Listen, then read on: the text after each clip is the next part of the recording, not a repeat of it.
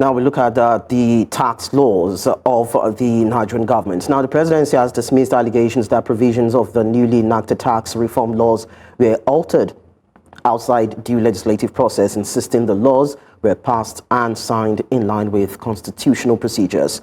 The clarification follows calls by former Vice President Atiku Abubakar, Labour Party's 2023 presidential candidate Peter Obi, and several civil society organizations for the suspension of the law's implementation.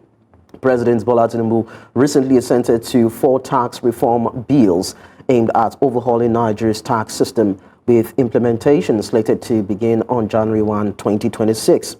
The controversy was sparked by claims from a lawmaker, Abdussamad Dasuki, who alleged discrepancies between the versions passed by the National Assembly and those gazetted, warning that the issue could expose the laws to legal challenges. In response, the House of Representatives has constituted a 7-member ad hoc committee to investigate the allegations. To help us evaluate the significance of these allegations to public trust in Nigeria's political landscape, a professor of politics, Professor Kenneth Nweke, joins us from Port Harcourt. Thank you so much, sir, for joining us on the news. Good evening, my brother. Yeah, you're welcome. So, how serious are the allegations that the tax reform laws were altered, or maybe let's use that word, may be altered after passage, and what constitutional implications could these have? Yeah, assuming without considering that this is true, then he has a lot to do, not about the Constitution, but about distrust in governance, between the governed and the government generally, and then between the executive arm of government and the legislature on one side. And of course, because this is a very grievous offense, assuming without considering that it ever, happened. The National Assembly can't pass a particular bill into law, and at the end of the day, probably what was signed, I assume, was the same bill that was passed, and then what was finally gazetted was something else, or what was finally signed by the president was something contrary to what the National Assembly passed. But before we jump into conclusions, I think that it is best to to allow the National Assembly to actually investigate these allegations, because for me, there are stages for passing a bill into law. There are processes. Of course, for the 2 chambers of the National Assembly, of course, to have passed the bill into law, there must be a joint committee to look at the different versions passed by the 2 chambers, and then come up with a clean document that the 2 chambers would agree, and then also let that be before you have that sent to the executive arm of government for assent.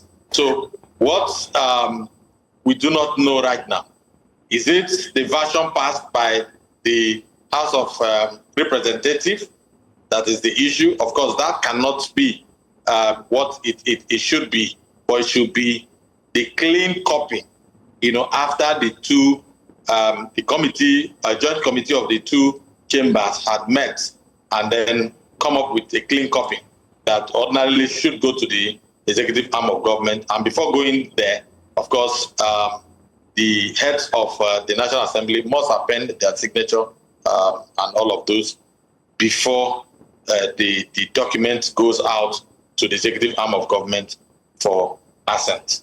And so which one?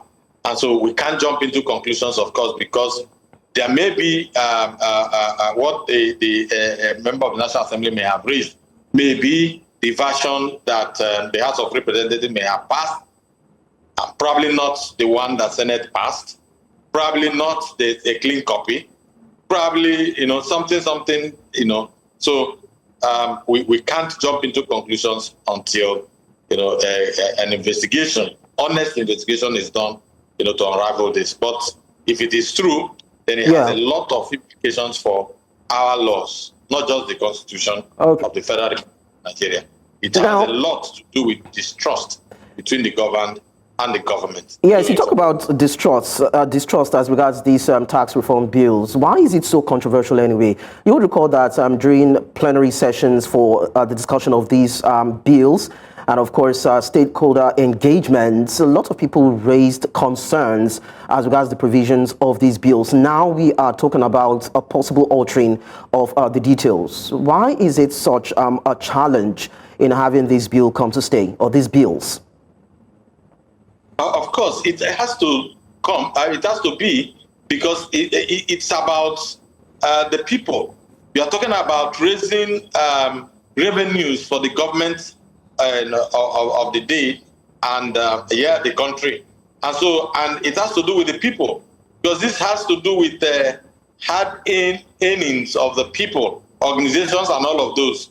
And so it is not something that anybody should sweep under the carpet, because it has to do with the people.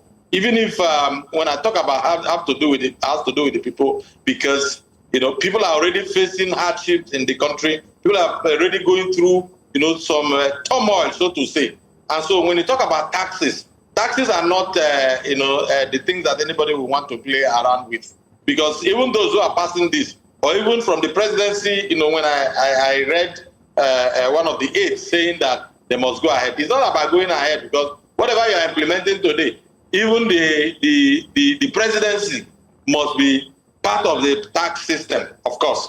The National Assembly members must also be part of the tax system. Everybody in the country. So it is not something anybody would want to sweep under the carpet, because it has to do, with either adding more pains to the pains that are already the Nigerians are passing, through over time.